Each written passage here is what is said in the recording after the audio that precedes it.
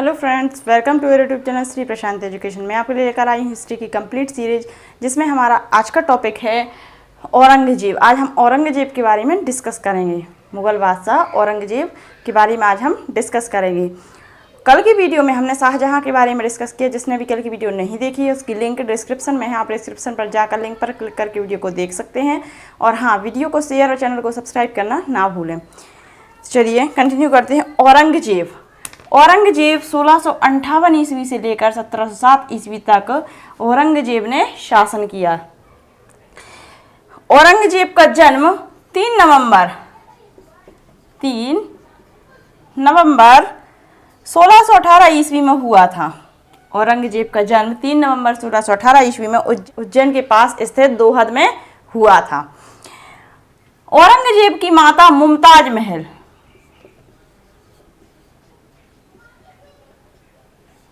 औरंगजेब की माता का नाम मुमताज महल और पिता शाहजहां। औरंगजेब का राज्याभिषेक देखिए, औरंगजेब का राज्याभिषेक 2 बार हुआ था। तो एक बार हुआ 21 जुलाई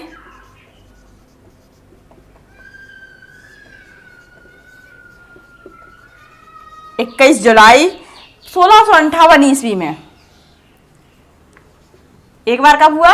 21 जुलाई 1658 ईस्वी में। और दूसरी बार इनका राज्याभिषेक 15 जून 1659 ईस्वी में हुआ।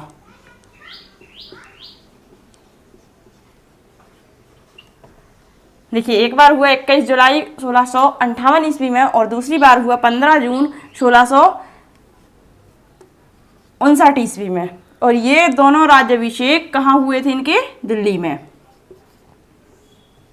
दोनों बार इनका राज्याभिषेक कहाँ हुआ था? दिल्ली में हुआ था।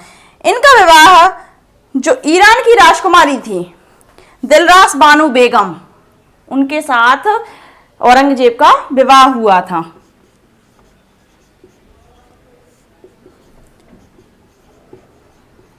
दिलरास बानो बेगम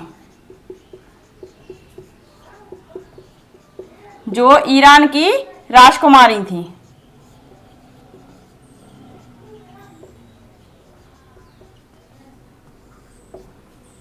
इनके साथ इनका विवाह हुआ था।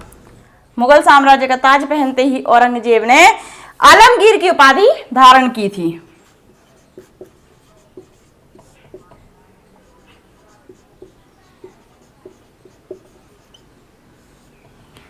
जब यह गद्दी पर बैठ गए थे, दिल्ली की गद्दी पर बैठ गए थे, तो उसके बाद इन्होंने आलमगीर की उपाधि को धारण किया था। इन्हें जिंदा पीर के नाम से जाना जाता था, क्योंकि यह कट्टर मुसलमान थे। कट्टर मुसलमान होने के कारण इन्हें जिंदा पीर के नाम से जाना जाता था।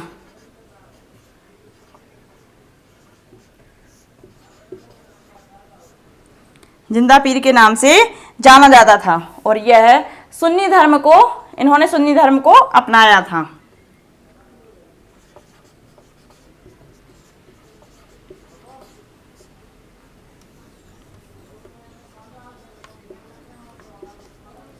सुन्नी धर्म को अपनाने के कारण और कट्टर मुसलमान होने के कारण इन्हें जिंदा पीर के नाम से जाना जाता, जिंदा पीर के नाम से इन्हें जाना जाता था। देखिए, औरंगजेब ने अपने ही पिता शाहजहां को आगरा के किले शाहबुर्ज में बंदी बना रखा था। औरंगजेब एकमात्र मुगल बादशाह था जिसने अपना 2 बार राज्याभिषेक करवाया था। एक बार 21 जून 1658 ईस्वी को और दूसरी बार 15 जून 1659 ईस्वी को। और ये दोनों राज्याभिषेक कहाँ करवाए थे इन्होंने? दिल्ली में। देखिए, जो इनकी पत्नी, जिन्होंने औरंगजेब ने जिनसे विवाह किया था, दिलरास बानो बेगम जो ईरान की राजकुमारी थी, इन्हें चांद बीबी के नाम से भी जाना जाता था।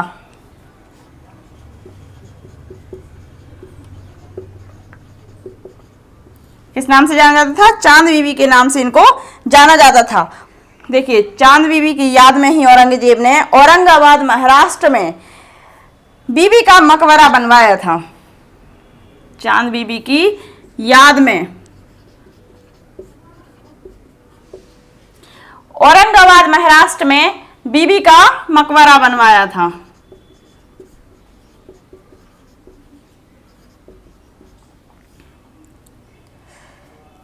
जिसे भारत का दूसरा ताजमहल कहते हैं। बीबी का मकबरा, जिसे भारत का दूसरा ताजमहल कहते हैं।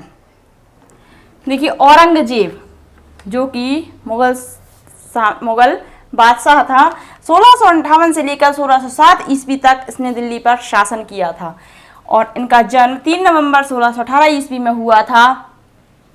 इनका जन्म 3 नवंबर 1618 ईस्वी में उज्जैन के पास स्थित दोहद में हुआ था। इनकी माता का नाम मुमताज महल था और इनका राज्याभिषेक 21 जुलाई, इनका राज्याभिषेक 2 बार हुआ, 21 जुलाई 1658 में और दूसरी बार 15 जून 1659 में। ये दोनों राज्याभिषेक इन्होंने अपने दिल्ली में ही करवाए थे। इनका विवाह दिलरास बानो बेगम जो कि ईरान की राजकुमारी थी उनके साथ हुआ था और इन्हीं को आगे चल के चांद बीबी के नाम से जाने जाना लगा। और इन्हीं की याद में, अपनी पत्नी की ही याद में बीबी का मकबरा बनवाया था औरंगाबाद महाराष्ट्र में। और देखिए जब औरंगजेब दिल्ली की गद्दी पर बैठे तो उसके बाद इन्होंने आलमगीर की उपाधि धारण की थी और ये कट्टर मुसलमान थे और सुन्नी धर्म को इन्होंने अपनाया था, इसी कारण इन्हें जिंदा पीर के नाम से जाना जाता था।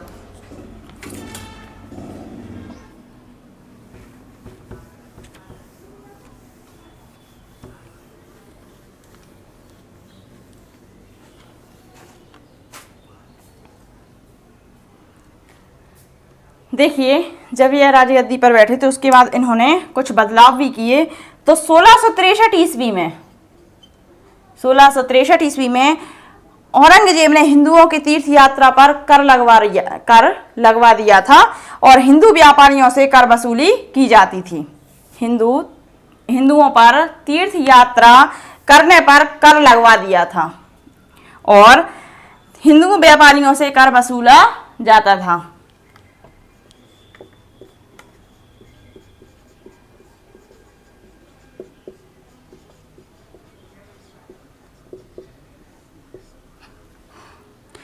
इसके बाद सती प्रथा पर प्रतिबंध लगा दिया था।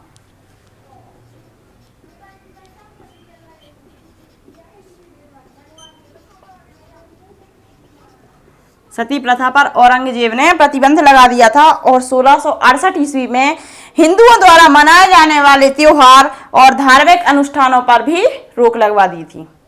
1668 ईस्वी में हिंदुओं द्वारा मनाए जाने वाले त्योहार और धार्मिक अनुष्ठानों पर औरंगजेब ने रोक लगवा दी थी।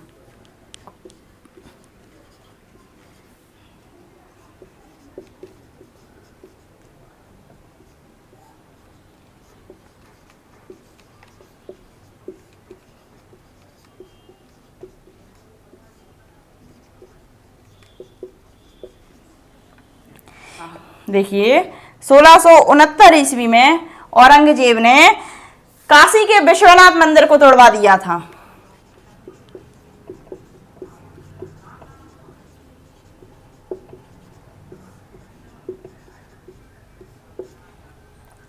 गुजरात के सोमनाथ मंदिर को तोड़वा दिया था।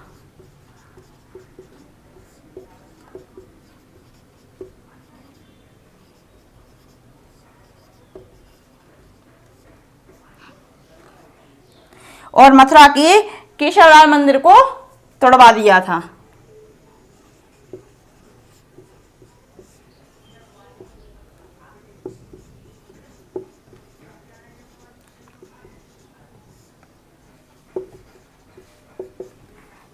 इन मंदिरों को औरंगजेब ने 1669 ईस्वी में तोड़वा दिया था। देखिए 1679 ईस्वी में औरंगजेब ने हिंदुओं पर जजिया कर की शुरुआत की थी।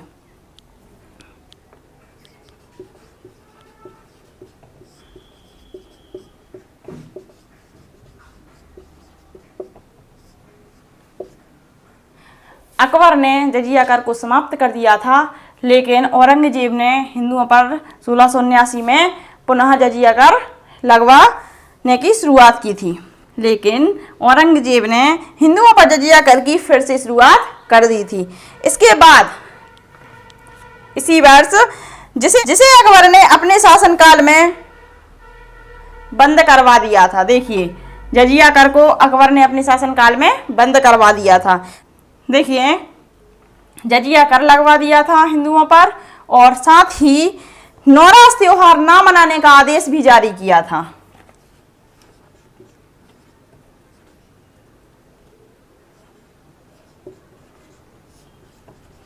नवरास त्योहार ना मनाने का आदेश भी जारी कर दिया था। देखिए, इसके अलावा जुए तथा नशा करने पर प्रतिबंध लगा दिया था।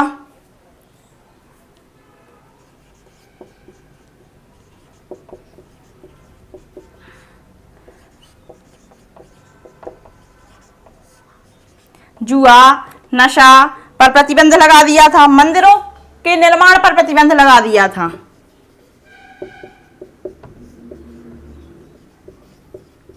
मंदिरों के निर्माण पर प्रतिबंध लगा दिया था और कुरान विरोधी कार्य करने पर भी प्रतिबंध लगा दिया था।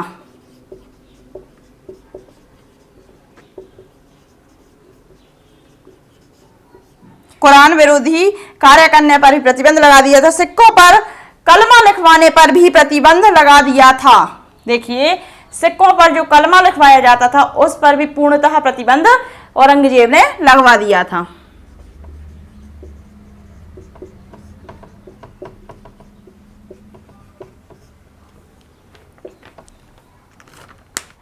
देखिए, औरंगजेब ने गद्दी पर बैठते ही कुछ बदलाव किए, जैसे 1663 ईस्वी में हिंदुओं पर कर लगवा दिया था और सती प्रथा पर भी प्रतिबंध लगा दिया था। इसके बाद 1668 में त्योहार और धार्मिक अनुष्ठान पर भी रोक लगा दी थी। कोई भी हिंदू त्योहार और धार्मिक अनुष्ठानों पर रोक लगा दी थी। इसके बाद 1669 ईस्वी में काशी विश्वनाथ मंदिर, गुजरात के सोमनाथ मंदिर और मथुरा के केशवनाथ मंदिर को तोड़वा दिया था। इसके बाद 1679 में हिंदुओं पर जजिया कर 1679 में हिंदुओं पर जजिया कर की शुरुआत कर दी थी और नवरास त्योहार मनाने पर प्रतिबंध लगा दिया था। इसके बाद जुआ, नशा, मंदिर निर्माण, कुरान विरोधी कार्य, सिक्कों पर कलमा लिखवाने पर भी पूर्णतः प्रतिबंध लगा दिया था।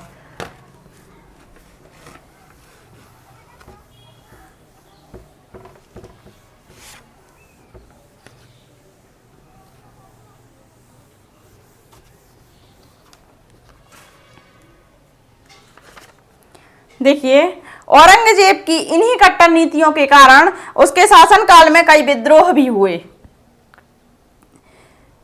अब हम उन विद्रोहों को भी जानते हैं।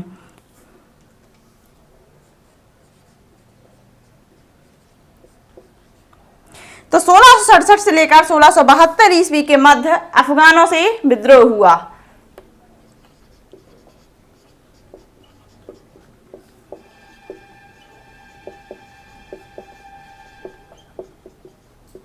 सोलह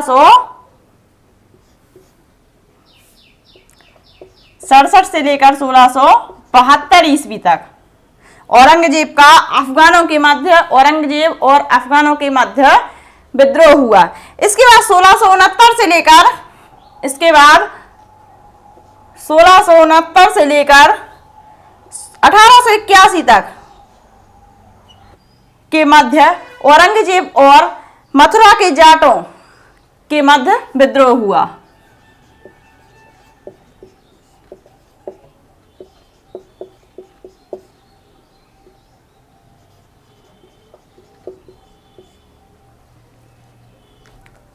इसके बाद 1672 ईस्वी में सतनामी विद्रोह,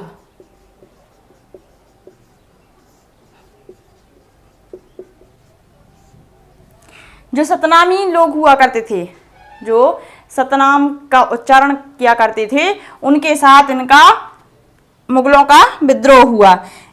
इसके बाद 1686 में अंग्रेजों के साथ विद्रोह।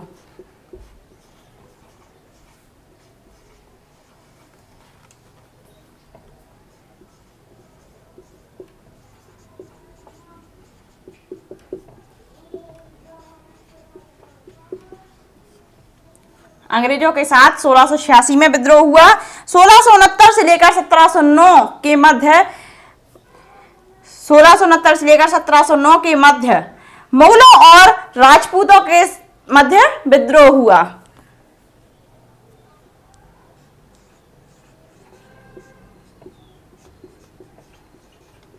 1669 से लेकर 1709 के मध्य राजपूतों और मुगलों के साथ विद्रोह हुआ।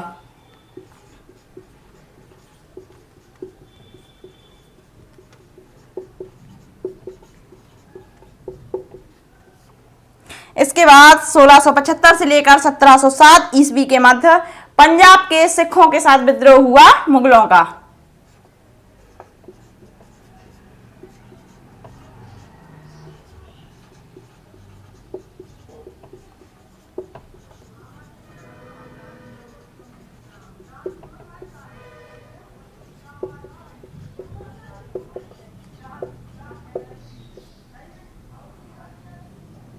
देखिए 1675 से लेकर 1707 ईस्वी के मध्य मुगलों का विद्रोह पंजाब के सिखों के साथ हुआ। देखिए जो औरंगजेब का पिता था शाहजहां, उसने सिखों के 5वें गुरु अर्जुन देव को फांसी की सजा दे दी थी, उनको मरवा दिया था। और इसी कारण से सिखों और मुगलों के बीच में विद्रोह की स्थिति पैदा हो गई थी। और इस कारण से औरंगजेब के शासनकाल में पंजाब के सिखों के साथ उसका विद्रोह हुआ था। और इसके बाद औरंगजेब ने जो सिखों के 9वें गुरु थे, गुरु तेग बहादुर, उनको भी मरवा दिया था। मुगलों के कुछ प्रमुख विद्रोह हुए जो औरंगजेब के शासनकाल में हुए, जैसे 1667 से लेकर 1672 ईस्वी के मध्य मुगलों का विद्रोह अफगानों के साथ हुआ। मुगलों और अफगानों के बीच में विद्रोह हुआ। और इसके बाद 1669 से लेकर 1681 ईस्वी के मध्य मुगलों का विद्रोह किसके साथ हुआ? मथुरा के जाटों के साथ हुआ। इसके बाद 1672 में सतनामी विद्रोह हुआ। जो सतनाम का उच्चारण करते थे जो लोग, उनके साथ मुगलों का विद्रोह हुआ। और 1686 में अंग्रेजों के साथ मुगलों का विद्रोह हुआ। और इसके बाद 1669 से लेकर 1709 ईस्वी तक राजपूतों के साथ इनका विद्रोह हुआ। और इसके बाद 1675 से लेकर 1707 ईस्वी तक पंजाब के सिखों के साथ मुगलों का विद्रोह हुआ। इसके बाद मुगलों और मराठों के बीच में युद्ध हुआ, उसको भी हम जानते हैं।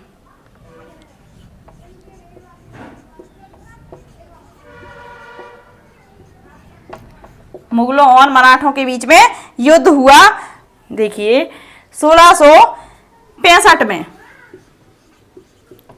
1665 ईस्वी में औरंगजेब ने अंबर के राजपूत राजा जयसिंह को शिवाजी का दमन करने के लिए भेजा था। और जयसिंह ने शिवाजी को पराजित कर, देखिए जो मराठा जो शिवाजी थे,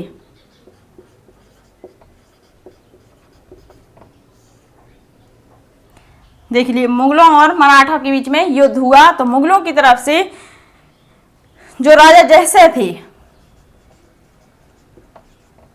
जयसिंह और शिवाजी के बीच में युद्ध हुआ और शिवाजी की इसमें पराजय हुई थी जून 1665 में। इस युद्ध में, यह युद्ध कब हुआ? 1665 में। तो जून 1665 में शिवाजी की पराजय हुई थी इस युद्ध में।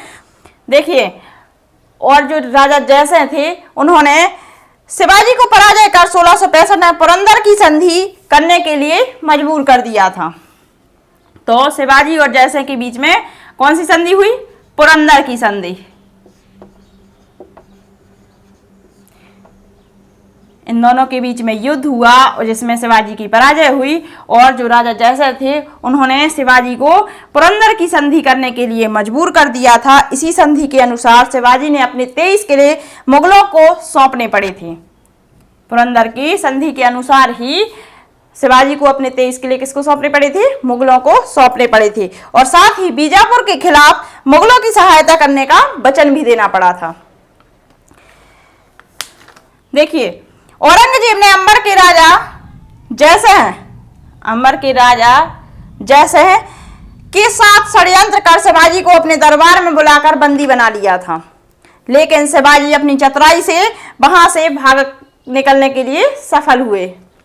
लेकिन अपनी चतुराई के कारण वहां से भाग निकलने में शिवाजी सफल हुए और 1674 ईस्वी में शिवाजी ने खुद को एक स्वतंत्र राजा घोषित कर दिया था।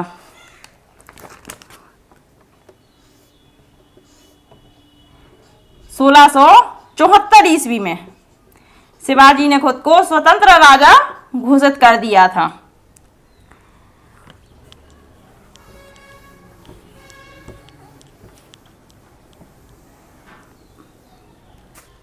देखिए 1680 ईस्वी में शिवाजी की मृत्यु हो गई थी।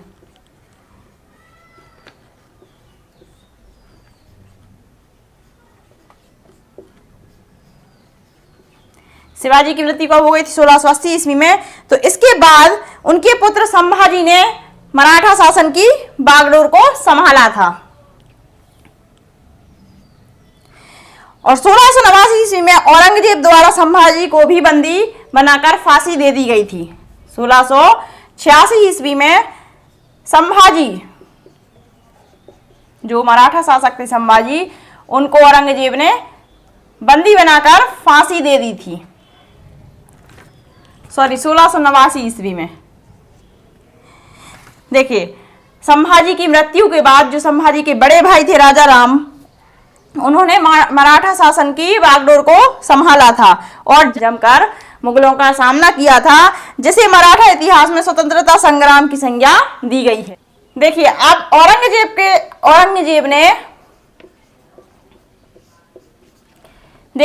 औरंगजेब के द्वारा कुछ आक्रमण किए गए, उनको भी हम जानते हैं। तो औरंगजेब ने बीजापुर पर आक्रमण किया। औरंगजेब ने 1676 ईस्वी में बीजापुर पर आक्रमण किया। बीजापुर पर आक्रमण किस लिए किया गया था? हथियारों के लिए। देखिए बीजापुर पर आक्रमण हथियारों के लिए किया गया था और मुगलों के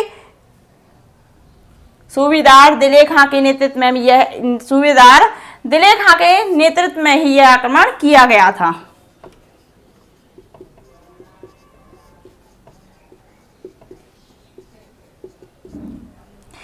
लगातार होते आक्रमणों के कारण 1686 में बीजापुर के तत्कालीन शासक सिकंदर आदिल शाह ने आत्मसमर्पण कर दिया था। देखिए बीजापुर के जो शासक थे कौन? आदिल शाह,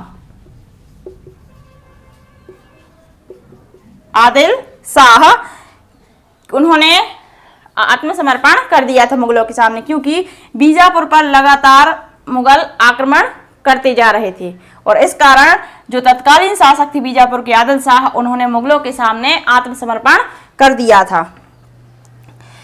बीजापुर पर मुगल साम्राज्य का आधिपत्य हो गया था क्योंकि आदिल शाह ने मुगलों के सामने आत्मसमर्पण कर दिया था। देखिए इसके बाद 1687 ईस्वी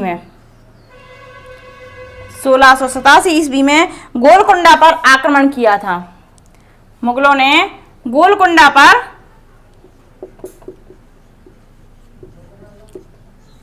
पर आक्रमण किया था और उसे मुगल साम्राज्य में मिला लिया था।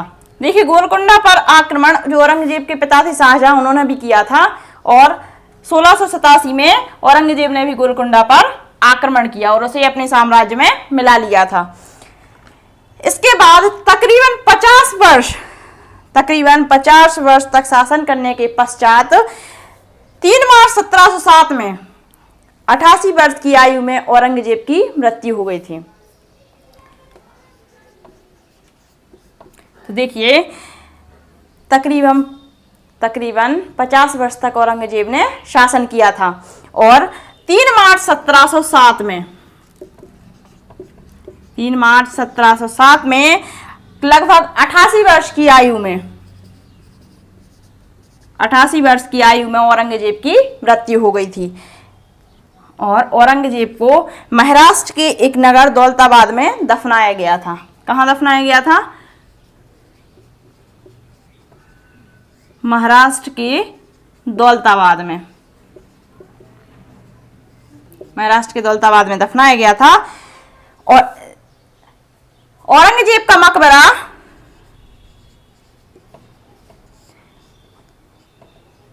औरंगाबाद महाराष्ट्र में है। औरंगजेब का मकबरा औरंगाबाद महाराष्ट्र में है।